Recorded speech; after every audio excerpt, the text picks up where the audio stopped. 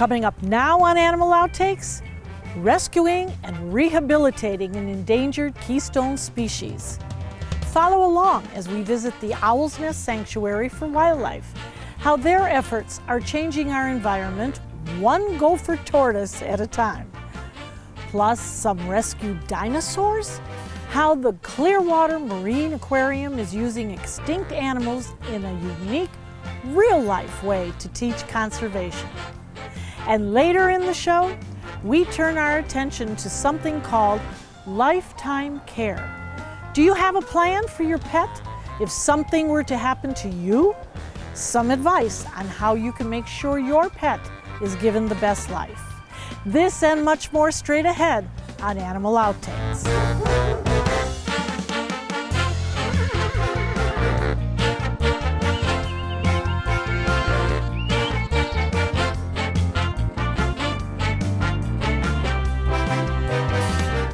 The Owl's Nest Wildlife Sanctuary in Odessa, Florida provides rescue and rehabilitative services for Florida wildlife. It's a nonprofit that's got more than 200 volunteers that cover more than a dozen Florida counties. And today, we learn about the important work they're doing in regards to a few of the threatened species here in Florida. There he is. Hi, Misky. Let me borrow you. Where's my little munchkin? We're here at Owl's Nest Sanctuary and Wildlife and with our good friend, Chris Porter, and she always has something in her hands that we have to investigate. So tell us who we've got somebody's here. baring their teeth. Yeah. Well, these are called diamondback terrapins. They are a native species for Florida, and they just went on the threatened list for Florida. These are the only southeastern that's called an estuary turtle. In other words, they're only where the fresh water hits the ocean water. As you see, they're absolutely gorgeous, and every shell is different. This is actually Misky, our education one. We got involved with them, didn't know that much about them, and I got asked to be the rehab in charge of a Head Start program, it's called. And they needed a rehab involved, and of course FWC called me, and I'm like, yeah, sure, I'll do it. Well, now I'm in love with them because Head Starting is, this guy came in last week. This is a new hatch. First of all, their little eyes and faces could not be much cuter, right? And so what we do is we keep them, and he's actually getting released next week. Even though he's our education, we kind of just keep one back to constantly use and teach people. These are so important to have in our environment. People used to, believe it or not, you could go out as a family and each person could take 2 from the wild and keep them. We fought tooth and nail to stop that, and finally last year they changed all the laws. There is no take from the wild anymore. They have to be permitted in a facility like something like this. And the breeding facility, people know that they come here and we get them more than a mouthful, is what I say. When I put him back, she stands a better chance not getting eaten than this little munchkin, which a fish will come along and that's it. So. But now you would not find these. They are found along the beaches. Hudson has a ton of these up offshore. We tend to get them, believe it or not. People call. I have a turtle in my saltwater pool, and they're swimming around after hatching. Sure. And then they come here. So we get them from all different aspects. We also take care of the Upper Tampa Bay's adults. They have 12 of them. Now we know the children are mesmerized by it. Yes. The turtles. But you wouldn't find these in a pet store. No, nope, not anymore, thank God. Believe it or not, a couple years ago we had a hurricane offshore and it washed in a seaweed rack, and there were 72 of these guys. And I got them, and it was an incredible experience, and I learned a lot because actually Turtle Survival Alliance in Charleston came down, they saw the post, and came down and pit tagged them all for release. But the other scary aspect was all of the eastern countries that were messaging us trying to buy them for all sorts of amounts. This is a status symbol as a pet, and that's the problem nowadays. So you get why people think it's a quick buck, but you're decimating our native species. So last year was a big deal for them to finally change the laws, and they get trapped in crab traps, and that was a big problem. All right, we're going to show you one more native species that everybody knows. I constantly did research, so we were getting gopher tortoises. I learned how to patch them correctly from a vet, and what we were finding was over the research was actually gopher tortoises were getting dog chewed more than they were getting car hit. People allow their dogs to go in the backyard and treat them like chew toys, and that's actually how we got our education. A dog chewed off the carapace all the way to the skin.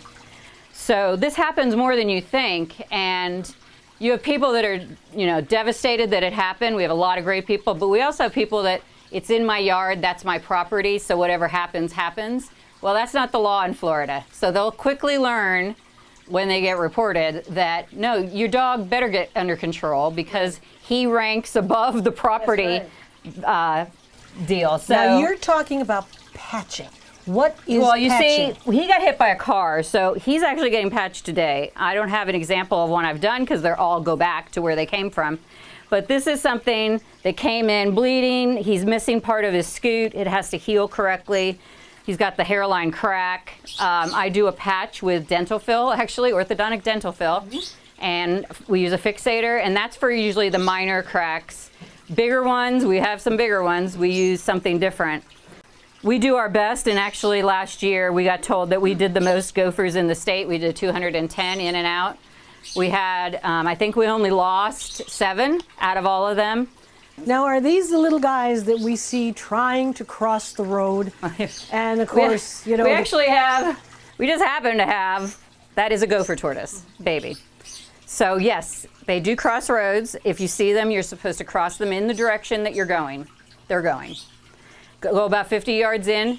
Believe it or not, he's a very black and white animal. In other words, he knows where he's going. If you change it, if you decide to walk down and take it to a state park, you're making him go that much farther because innately in that brain, he knows where he's going. So you're literally, not only is it against the law to relocate them or even touch them without talking to somebody like myself, you're making the animal suffer. They could go miles to go back to the place that they were.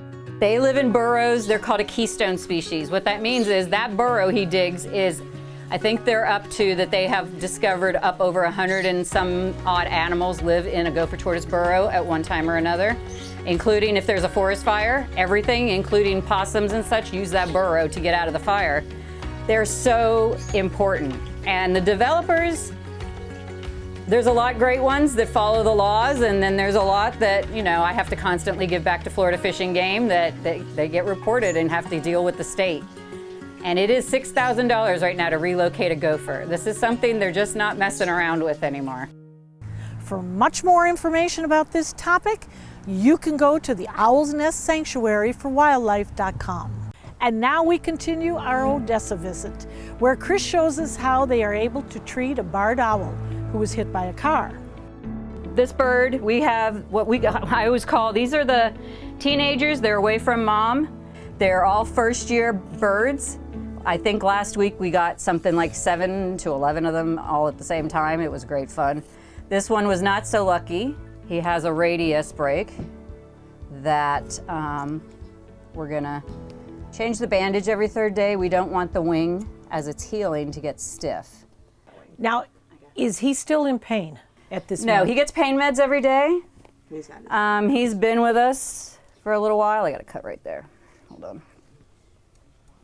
So the pain subsides, and unfortunately for us, it wouldn't heal correctly in the wild. He would die. So this kind of break.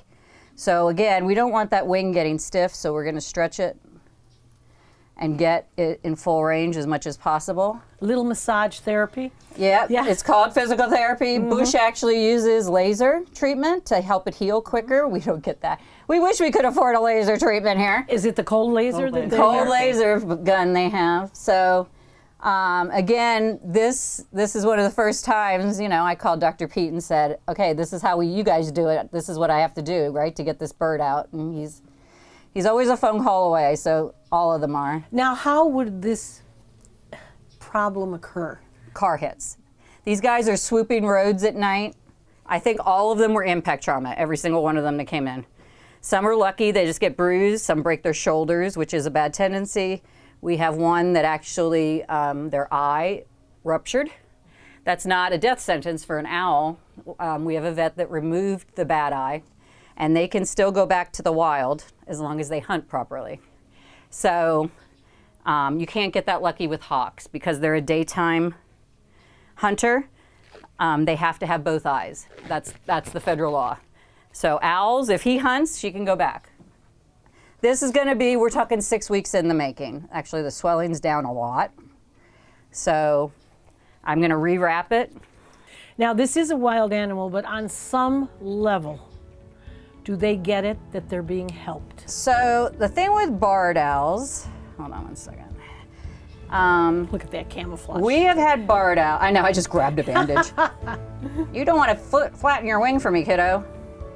Barred owls are a little different than I feel like when we release screech owls and things. I have had barred owls after being here with us that have come out of the crate and stopped and looked at you. And I kid you not, they look at you. We have pictures of them and it's almost like we say it's a thank you, and then they take off. Now these first-year juveniles, if we took that bandage off, he don't care. My hand would be gone. Those feet, he's out for war with us. So that's why we cover him like we do, not only for low stress while I'm doing this, but to keep him from killing me. And that's it. So Sam's gonna carefully take him. You can well, he show was him, a pretty good take his patient. look. Yeah. Reasonable. Yeah, we're just eating the towel instead of Sam's hand.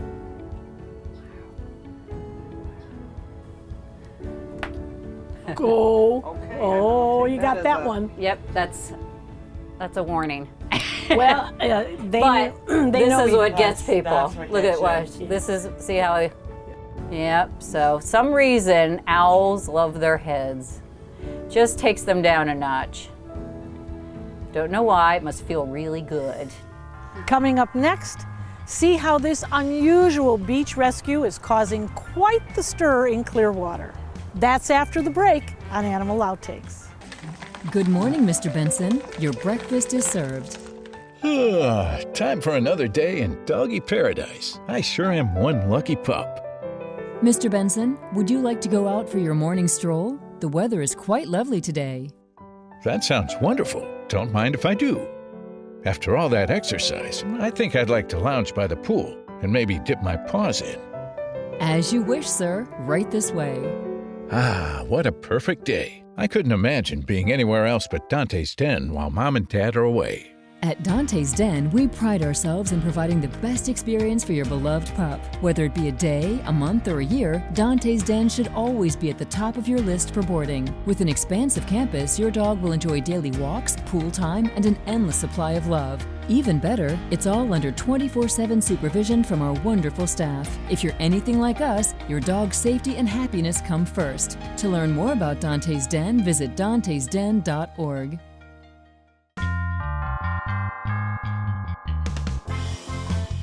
Welcome back.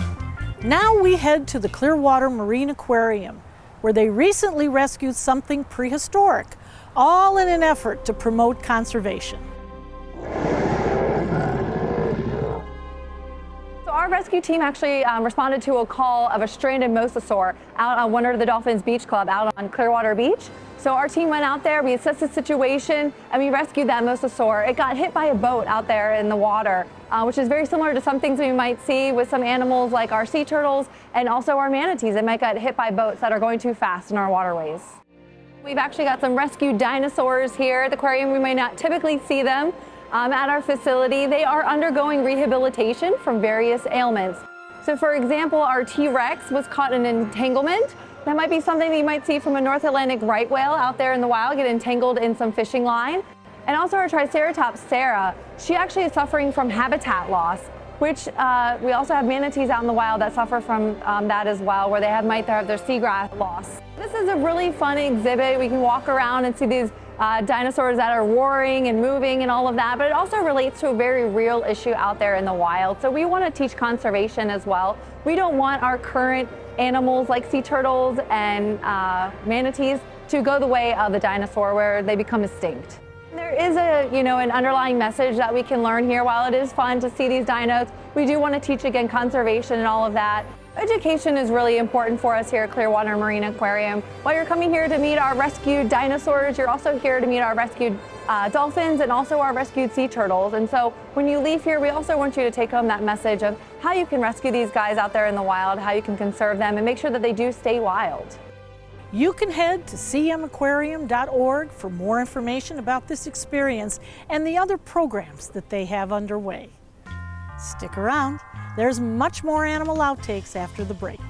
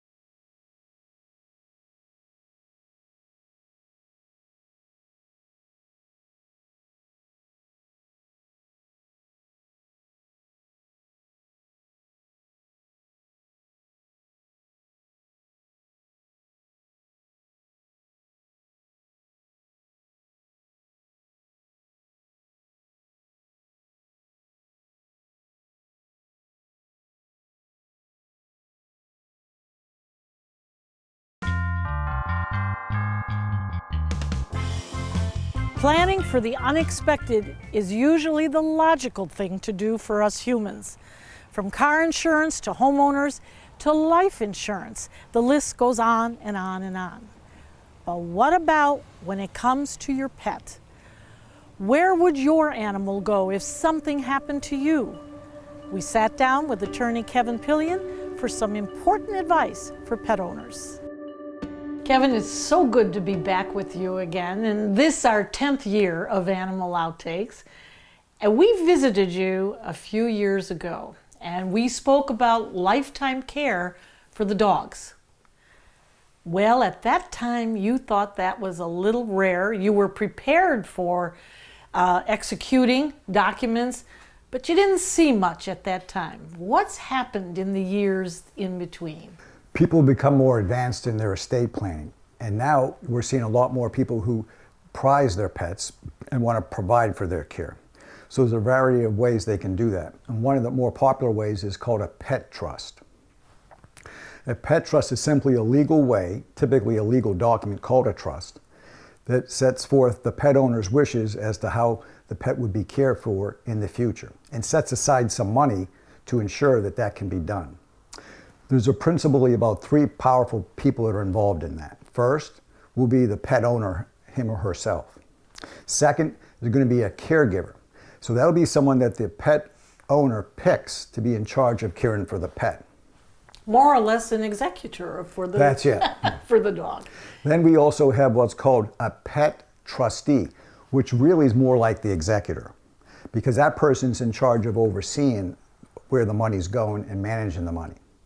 And then lastly, we might have what's called a trust protector. Not seen too often, but more people are using it to make sure that everything's done right and oversees the process.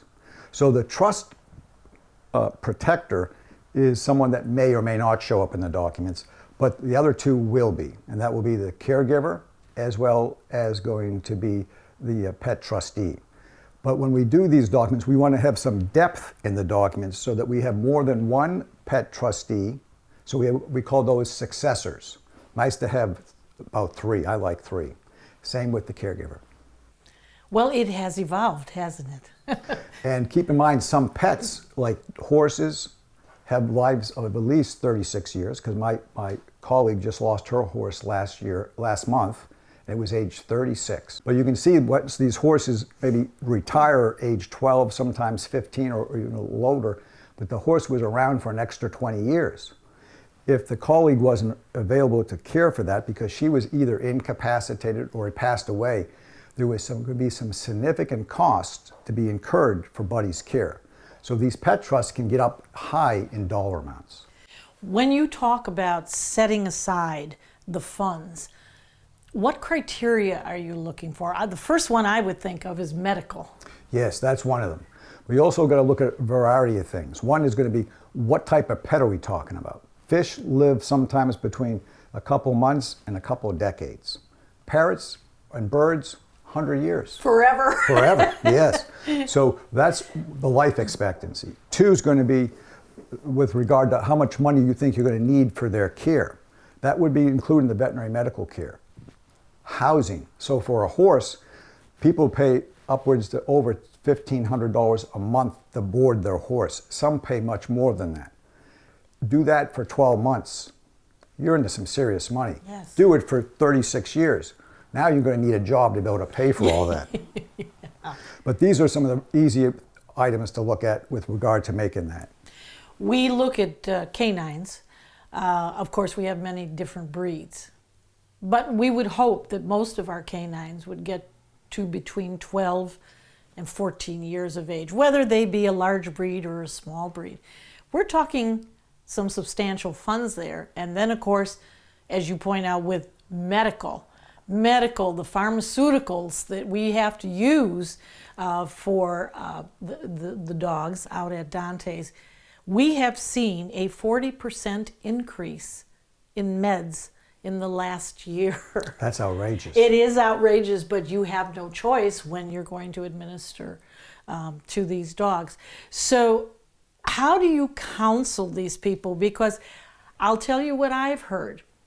This dog is my family. He means everything to me.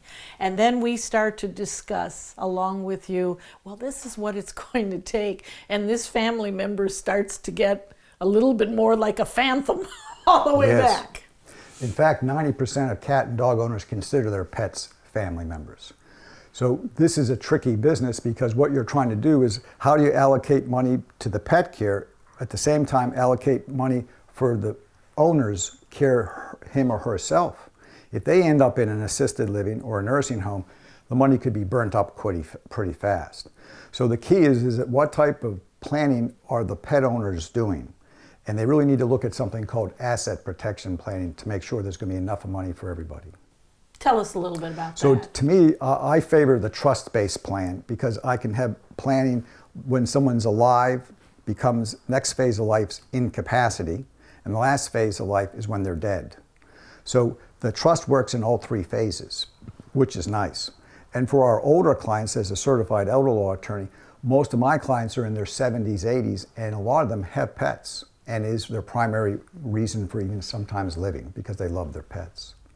So when we do the plan, we want to make sure that there's sufficient fiduciaries or agents going to be available for take care of the pet, put aside enough money for the pet, but also have a plan in case someone has to leave their house to live in a facility. That's when that pet trust provision could kick in to make sure there's money for the pet. What would you suggest for the average person when they do get a dog? They need to plan. Yes. Now there's a variety of ways to plan. When someone's 18, in most states they're considered an adult. So we always recommend they at least have a power of attorney or durable power of attorney, as well as some health care documents in place. We're always planning for someone to become incapacitated. That could be a result of an illness or an accident. No one wakes up and says, I hope I have an accident today. So what we're trying to do is put a plan in place. It's in writing, not verbal, in writing. All this is geared to avoid a guardianship. And you don't want to be typically involved in a guardianship. That costs almost like $5,000 to $7,000 to get underway. And we don't do that here in our law firm because we only practice happy law, Marcia. That guardianship, in my opinion, is not happy law. So without having that power of attorney in place, and then that power of attorney, you would have a provision to care for the pet.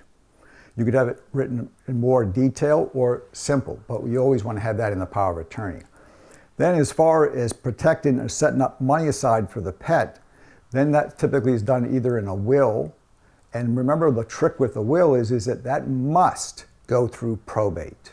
So many of the people we meet do not understand that. They're not aware that if you have a will, you're going through probate in order for the will to work. Now you have a delay of time. So what's happened to the pet in the interim? They need to eat that night. So when someone dies, that will may not be probated for a couple of months. So what's the plan of attack for having the pet cared for? We have a problem. The trust comes in to save that situation. So that way, when someone dies or becomes incapacitated, there's a mechanism to hand over the control to this fiduciary called the pet trustee. And now that pet trustee can manage the care for the pet, including the medical needs. We thank Kevin for his time on this important topic. If you have questions about your particular situation, no matter what species of animal you have, you can contact lifelawfirm.com. And we'll be right back.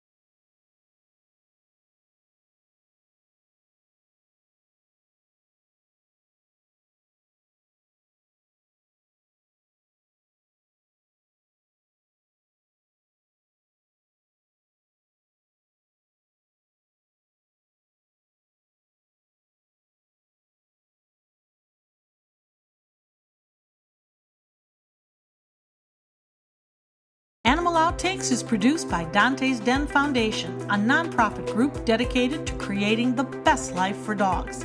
If you would like to learn more about Dante's Den, donate, or volunteer, visit our website, dantesden.org. We hope you had fun and learned a thing or two along the way. We'll be back here again next week with even more animals and some new adventures. Until then, thanks for watching. But those beaks are lethal. But yeah, he'll figure it out in a minute and go, no, I hate you. All right, kid, you're done for the day.